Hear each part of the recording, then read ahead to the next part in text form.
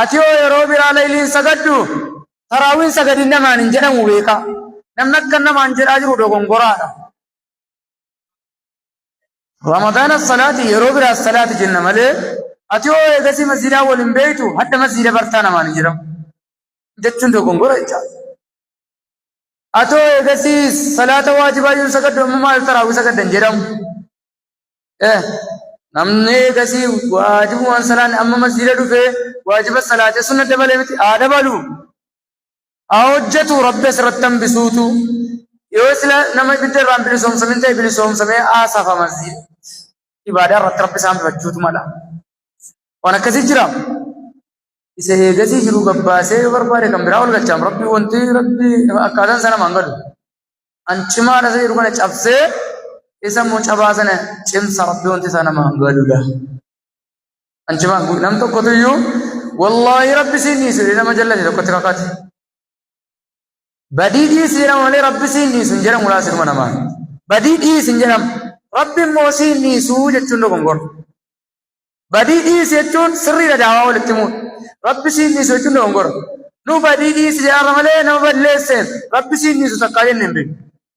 Gatii ilmi irratti beekna waan ta'eef takkaa nam tokko rabbi siin dhiisu hin jennu.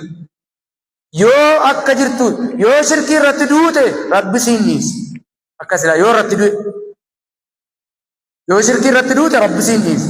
Yoo badiisa kaan irratti immoo du'e si dhiisuu dhabuunis ni mala. Fedhii rabbii jala jiran fedhii isaati jennaan.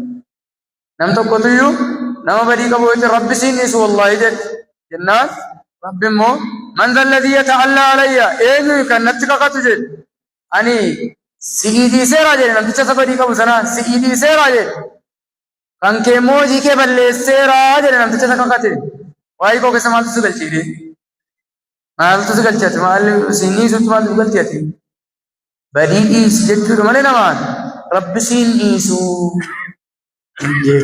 jedhanii kakachuun dhorwaa jechuudha. Kanaaf namni amma yeroo sheexanii dhamu eessaayyuu masjiidatti yaa'eera. Rabbi masjiida keetti dawaama nuuf kennuufi. Waajiba salaataa sunna dabalataa jira. Itti cimu wajabaatu. Yookiin nama eegasii ishaa jamiin hin amma taraawii hafee salaataa jira. Ha salaatu bareedaadha salaatu. Anoo eegasii taraawiyan ishaayyuun salaatu. Anoo eegasii masjiidayyuun naqu. Mee qoyyaa mee jedhee inni isin. Ha salaatu taraawii hin fayyada. Itti fulaanu isaayyuun silaa sujuu bareecha jedhu.